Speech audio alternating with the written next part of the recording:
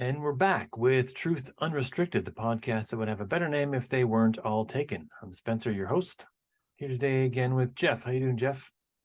Not too bad, buddy. How about you? Good.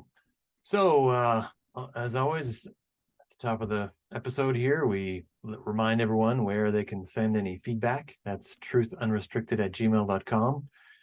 Let us know if you think we got anything wrong or if there's anything we missed. You think we should have added something in or not mentioned something. Whatever you think you'd like to tell us about the show, send that email there. And today we want to talk about false pattern recognition and coincidence. These two really kind of slide in together with each other, but it is a lot of words when you put them all together. So everyone takes math class, right? In like elementary school and high school. Yeah. And you have these problems, math problems, and you're told what you're meant to find, and then you're given all the numbers that you need to find it. And in almost every case, you also only have just the numbers you need. You don't have any additional numbers. And you have to arrange the numbers in an equation somehow to come up with the answer.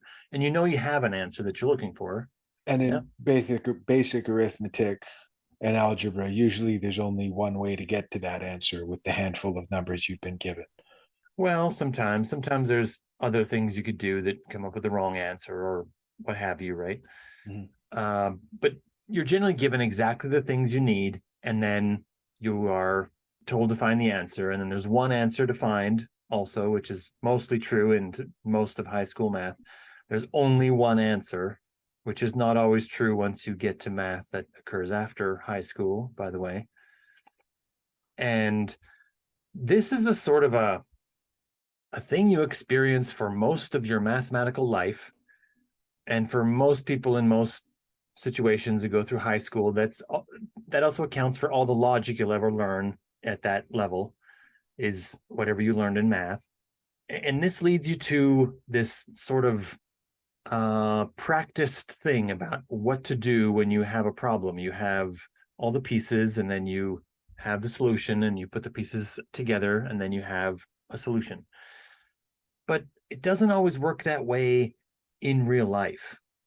In fact, it never really works that way in real life. All real life problems are far messier than the simple pat problems you would get in like a high school math class. So false pattern recognition occurs when you have a large number of data points or facts or observations, and you're trying to find patterns. Intelligence, one of the primary factors in measuring intelligence, is the ability to find patterns. And your brain is always trying to find patterns. It's always working on patterns. But you will find a lot of situations where you have many more data points than you really need, and your brain will pick out some of them and find a pattern in there. And it just won't really be a real pattern. I mean, this is exactly how numerology works as a thing. I'm sorry if there's any numerologists out there that were really hoping I was going to tell them that what they were doing was they were on the right track, but you're just not. It's false pattern recognition, and numerology is actually a system that's set to set you on a path of finding the wrong answers for nearly everything. Did I say nearly? Really, I meant everything. Pretty much everything. Yeah.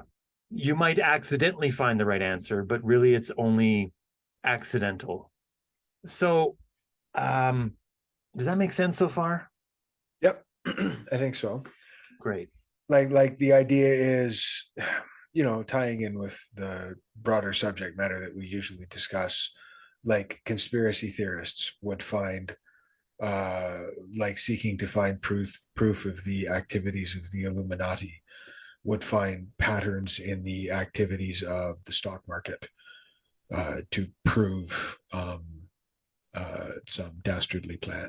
Sure, they might look for little bits and find it everywhere. There's obviously other types of logical fallacy that can help them along the way, and this is just one of them, but it's definitely a common one that you see a lot, and we don't talk about a lot, so I want to talk about it here. So right alongside this, I want to talk about statistics, because we use statistics an awful lot.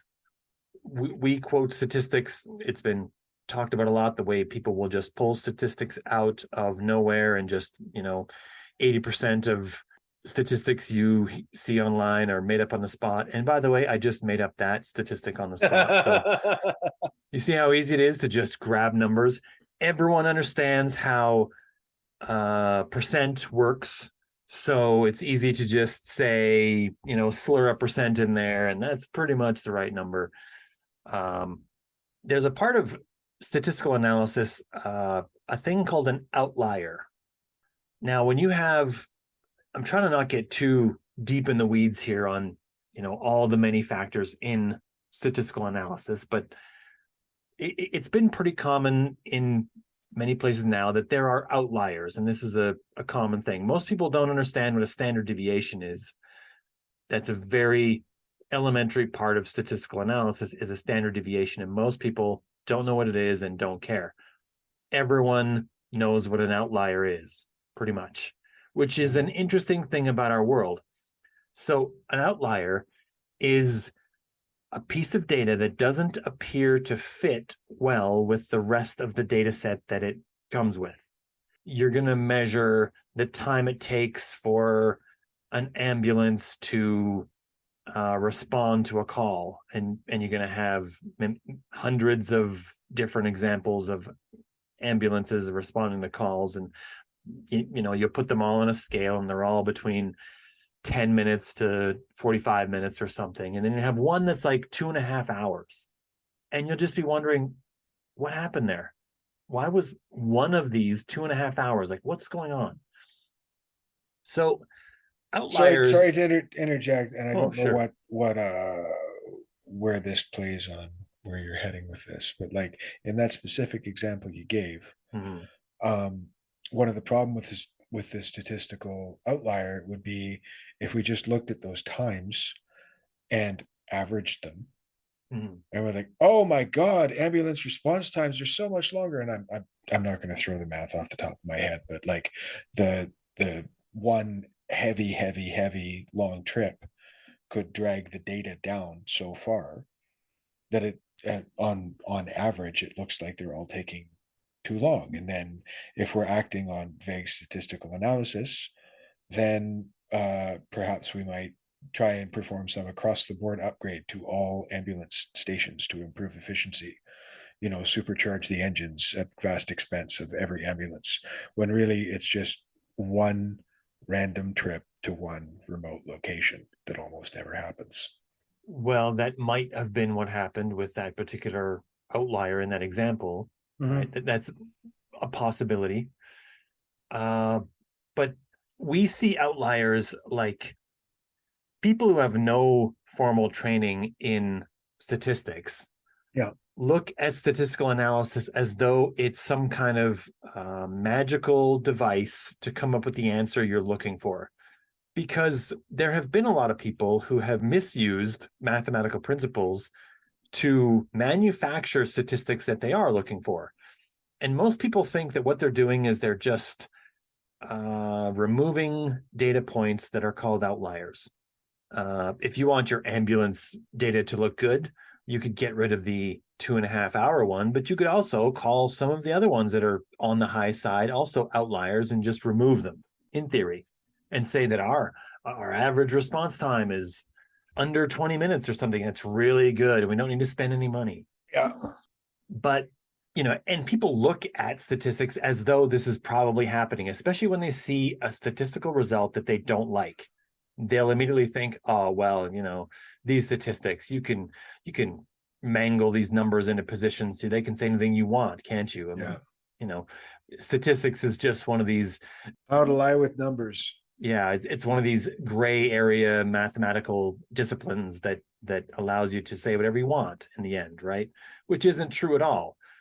I hope someday to get a proper statistical mathematical person on the podcast to talk about many, many things without, bogging the thing down in unreasonable terms like standard deviation, for example. But for now, you just have to deal with me, who's had some training in how statistics comes together. And I'll tell you that outliers are things that in any set of data, the outliers will tell you something. They are all significant. Mhm. They'll all tell you, each one individually will tell you something if you look into the matter. Sometimes they only tell you about how reliable your measurement of your data is. So it could have been that the person who was supposed to keep track of the times for the ambulances just forgot to write the time down when they were done, and then wrote down a different time, and it worked out to 2.5 hours, and because he was just sloppy. That could have happened.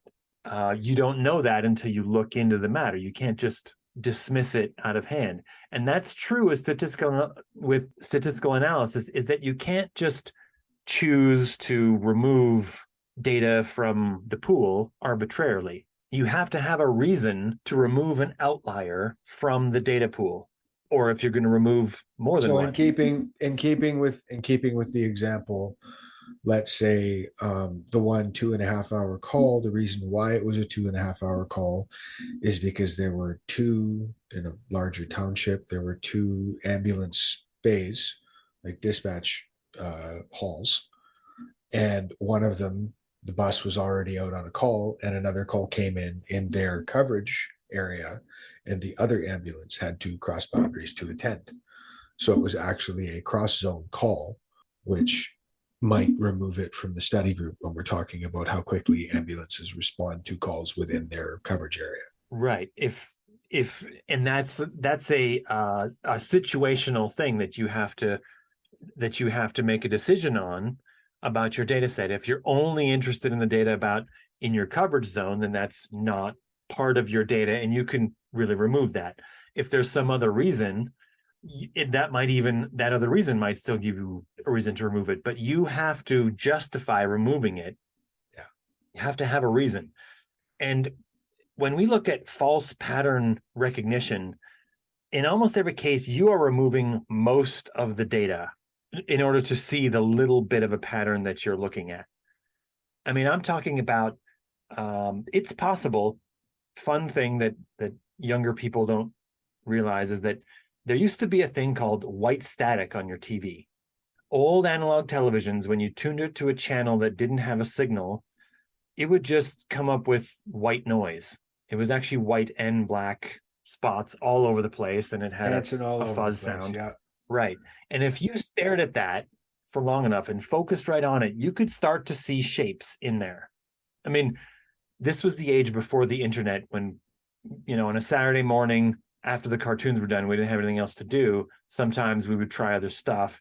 And every once in a while we would, that'd be on the wrong channel, and you'd look at it because you're trying to avoid, you're Going outside or whatever.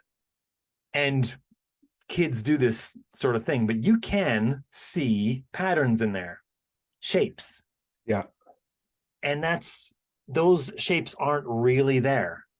It's just an artifact of your brain attempting to find patterns where none exist. And that's a perfect example. Faces in clouds is another perfect example of this effect, that your brain is actually engineered to find faces and recognize features of a face. And so when you stare at clouds and you see faces in the clouds, that's your brain looking for a pattern that doesn't really exist. The cloud isn't really making a face. Mm. It just has shapes, and sometimes your brain interprets those as the shape of a face.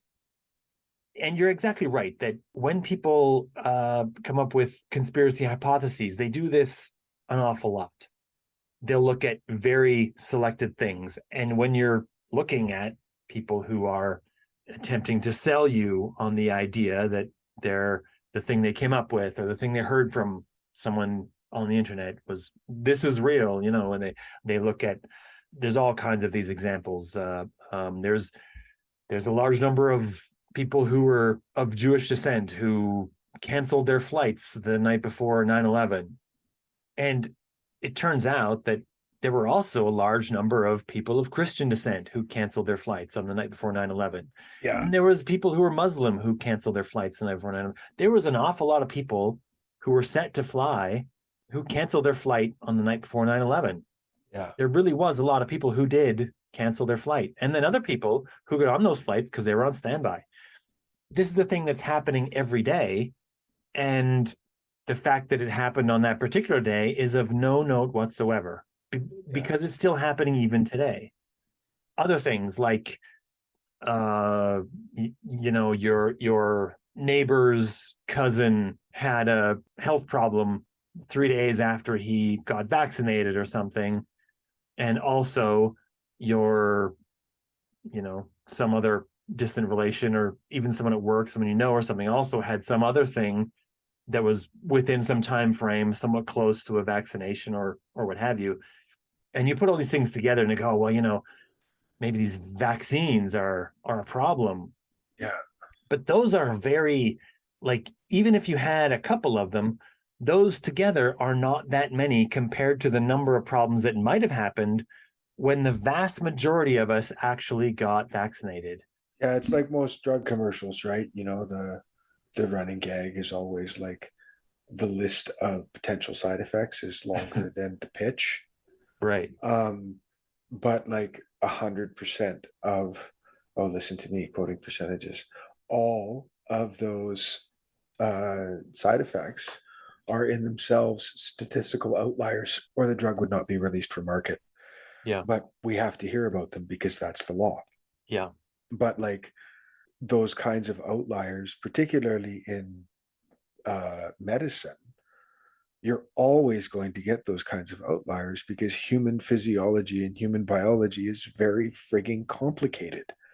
And there's always a lot of factors in play, especially when it comes to drug interactions and vaccine interactions. So yes, these things are always going to happen, but like you say, if you cherry pick the handful of things where you've heard that it happened, and it's so much easier for us as a people to get access to a larger swath of statistically not insignificant, but a statistical minority of data, we can get access to all of those individual data points so much more easily thanks to the internet. Oh, yeah. So you can go for cast a wide net and come up with all of these anecdotal stories of vaccine injuries, but like chalk it up against the literally millions upon millions upon millions of I got my shot and then I didn't get sick. Yeah. So one hilarious example of this is sometime in the 90s, there was a person who wrote a book. I can't actually find the name of the book, but I do have a link to an article that was written about the book. This person was attempting to say that Lewis Carroll being the author of several pieces of children's literature, including Alice in Wonderland. Yes. Yeah. Yes, that Lewis Carroll was actually Jack the Ripper. Oh, I heard this one. Yeah. Right. That he lived around the same time and was from England. Both useful facts if you're going to look for someone who was actually Jack the Ripper. Jack the Ripper. Yeah. And the only other bit of evidence. But to be fair, a low bar to set. There were lots of people living in that time in England. The book had another bit of delightful thing, which was that Lewis Carroll was a big fan of anagrams. Anagrams are when you take a phrase and you rearrange all the letters in the phrase to make a different phrase. Right. So this person was taking anagrams from pieces of Lewis Carroll's literature to show other things that could be made from those anagrams, other sentences that could be made from those anagrams that showed some kind of evil intent. So they were looking for anagrams in Lewis Carroll's literature. Right. Saying other things like neener, neener, neener, I'm Jack the Ripper. I don't have all the quotes from the book that show this, but in this article, it did show one of the quotes that was anagrammed. It was from Jabberwocky, Mm-hmm. Jabberwocky does have some strange words in it. 'Twas brillig, and the slithy toves did gyre and gimble in the wabe. All mimsy were the borogroves, and the mome raths outgrabe. I think that's the first two lines Yep, from Jabberwocky. that And is apparently absolutely the first two lines. that, two lines together anagram into, check this out. Bet I beat my glands till with handsword I slay the evil gender. A slimy theme, borrow gloves, and masturbate the hog more. Very clever. Very clever anagram. Yes. Yes. A bit of a reach. But the person who did this article turned one around on the author of this book. And he took an entire paragraph from this book, and then he anagrammed that into another thing entirely. So I'll read that out too. The paragraph from the book is, "This is my story of Jack the Ripper, the man behind Britain's worst unsolved murders. It is a story that points to the unlikeliest of suspects, a man who wrote children's stories. That man is Charles Dodgson, better known as Lewis Carroll, author of such beloved books as Alice in Wonderland." So that's the paragraph That's from the paragraph. And what did he right. anagram it into? It anagrams into, "The truth is this. I, Richard Wallace, stabbed and killed a muted Nicole Brown in cold blood, severing her throat with my trusty shiv's strokes. I set up Orenthal James Simpson, who is utterly innocent of this murder. P.S. I also wrote Shakespeare's sonnets and a lot of Francis Bacon's works too." There is no way you get that out of that. I haven't actually checked it. I haven't actually need to fact taken check them. Well, I will check that. I'll put them into a thing and rearrange them and see if it actually comes to that. But I'm calling for fact check. You're not allowed to air this until you fact check that. But like all right, that's if it's fine. True, if it's true, that is awesome. It is amazing, yeah. Editing Spencer here to tell you that I checked the anagram in question and it checks out. It is exactly right. Thank you, and back to the show. There's another one that's very interesting and probably closer to our current age of conspiracism. It comes from actual QAnon. Now, for those who aren't really savvy on how QAnon worked, everyone is kind of aware that it's a series, like a collection of conspiracies that are all working together, and there's something about, Trump's a good guy somehow, and he's going to save the world. But Q was a series of messages that were posted on a 4chan message board. Eventually it got moved to 8chan and then got kicked off there and moved somewhere else, and that's not really that important to this story. The messages that were there included always sort of with the messages were included a series of numbers and letters. And this was a big part of what a lot of people who were in that space were looking at was what these numbers and letters meant. And they were always looking for ways to analyze them and ways to pick them apart and ways to see what they meant. And some people would pick out some numbers and arrange them and say, oh, well, maybe these are coordinates for somewhere on the planet, or maybe these are this or that. Maybe it's a year or something, right? Maybe it's a date. Like almost turning it into a mysticism, like it's almost got a Masonic quality. Yeah, a lot of things like that. And of course, they weren't using all the letters and numbers in each message. So immediately they're false pattern recognition. Immediately, they're not even coming close to using all of them. They're cherry picking the numbers they want, putting them together in a way that they prefer. And there doesn't seem to be any rhyme or reason to exactly what their analysis system needs to be. Seriously? So like out of like a literal shit pile of random letters and numbers, they only pick up a handful and cook a conspiracy with that? Well, the messages were also leading like at least people with to anagrams, we used up all the letters. Like, work for it, people. Well, I mean, the messages, I mean, the messages that were coming were also leading people to like this idea that there was a person in the White House who was very close to Trump and was working with Trump to, expose the deep state and arrest all the people who were attempting to subvert control of the nation and blah blah blah. And I mean, these were all part of the messages, but these extra string of numbers and letters were always included as a part of the message, and everyone thought that those were somehow an additional coded message, and they'd try to find different parts of that code. Okay. So there was a person who did analyses of different things. This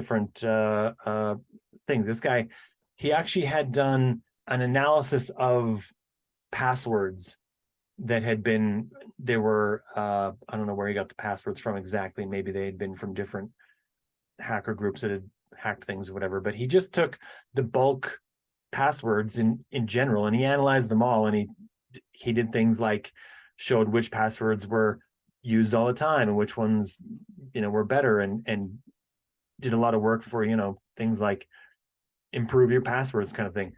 So this guy, as a additional thing, he looked at the QAnon phenomenon and he decided that he would do an analysis on all of these phrases, these seemingly, I mean, in the minds of the people who listened to QAnon and were really hoping it was, leading them to save the world. Yeah. That, to those people, it wasn't random, but to him, maybe, he wasn't sure. So he took them and he analyzed them, and he, had a whole list of them, and he came up with the analysis. And in his analysis, he did an analysis that I have to find it here.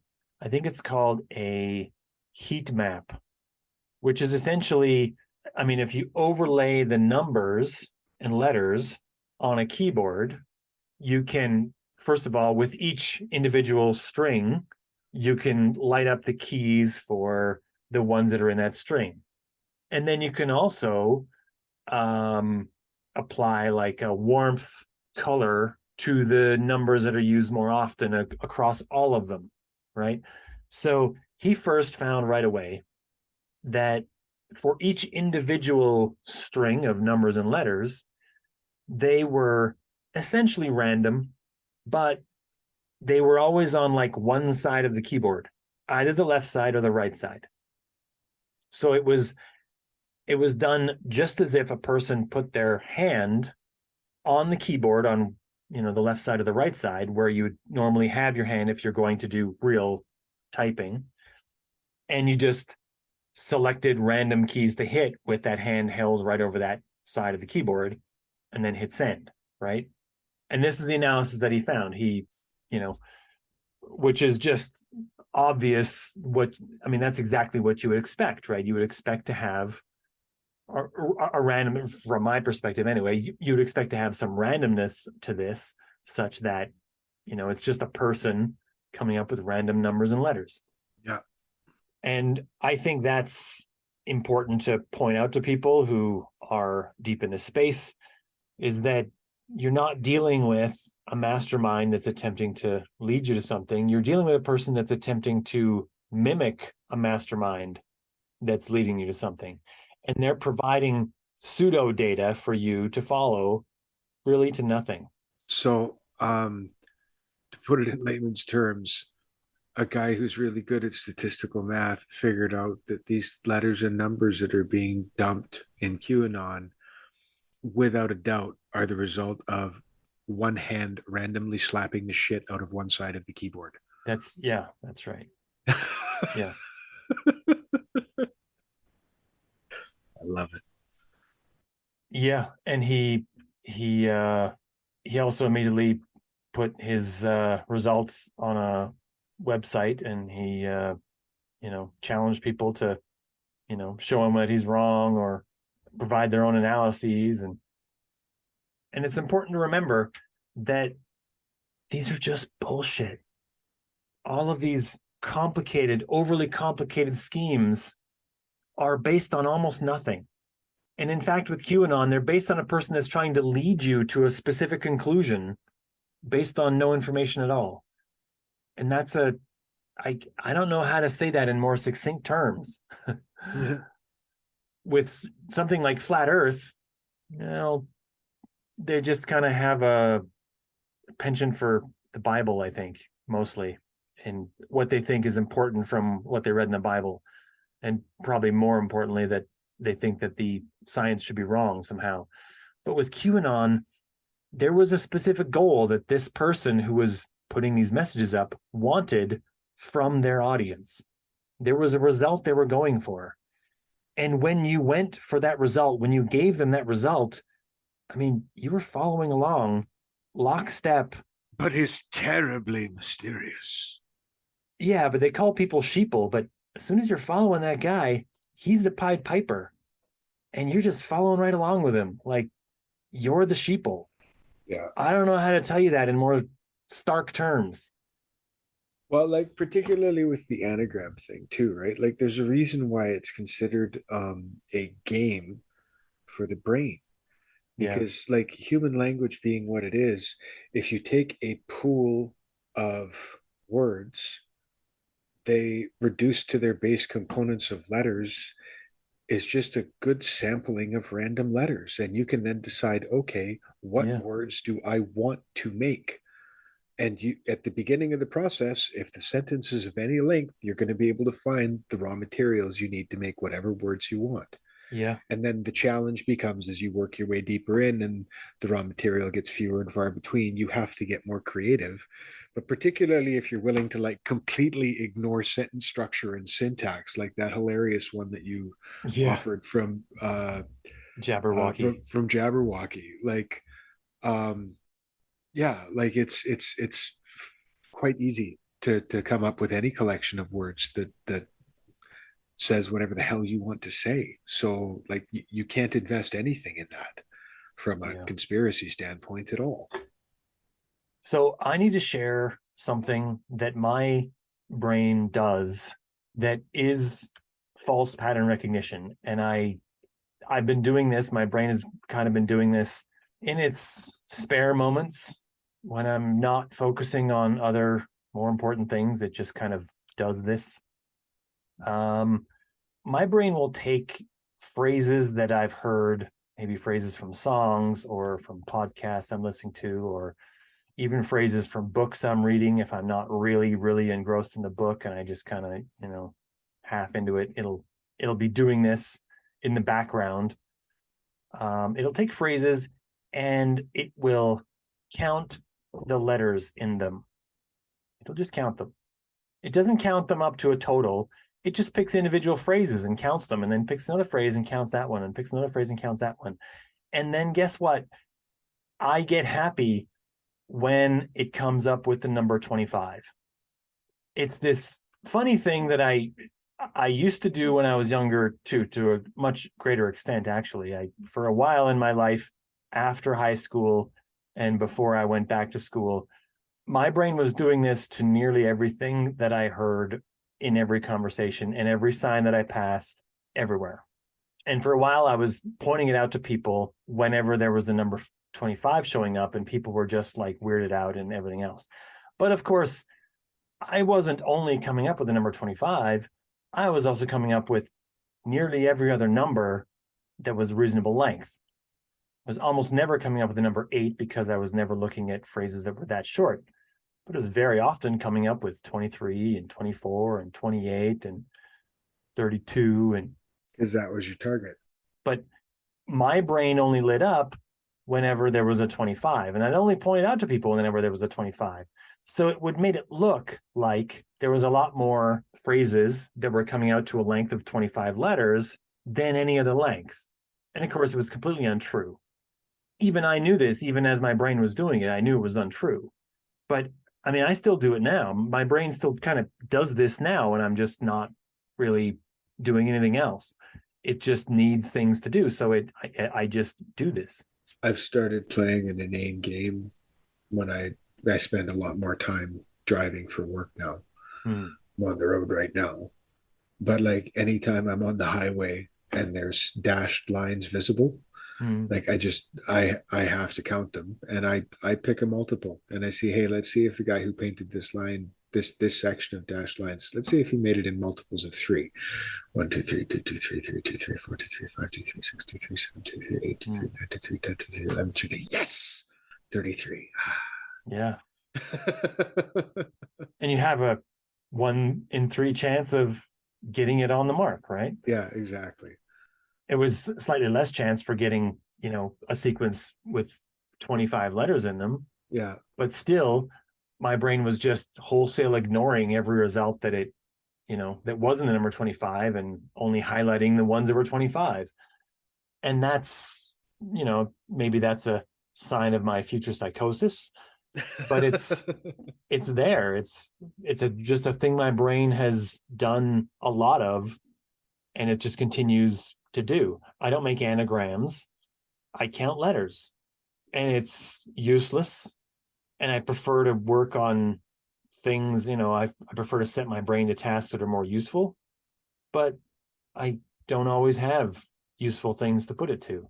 So it does this instead. But if I were to become a person who was going to try to assign meaning to this, I could easily be exactly like many of the people we see who are conspiracists. I could say that 25 is the key. It's 5 squared, and it's it's a magic number. It's got all this symmetry to it, and it's Yeah. you could really go down a rabbit hole with it. Yeah. And it doesn't mean anything at all.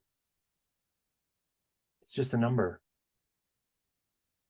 And that's important to remember, is that most of these things that are happening aren't happening because they're special. They're just things that are happening. Yeah. So with that, I think we're done this one. All right, buddy. Until next time. Till next time.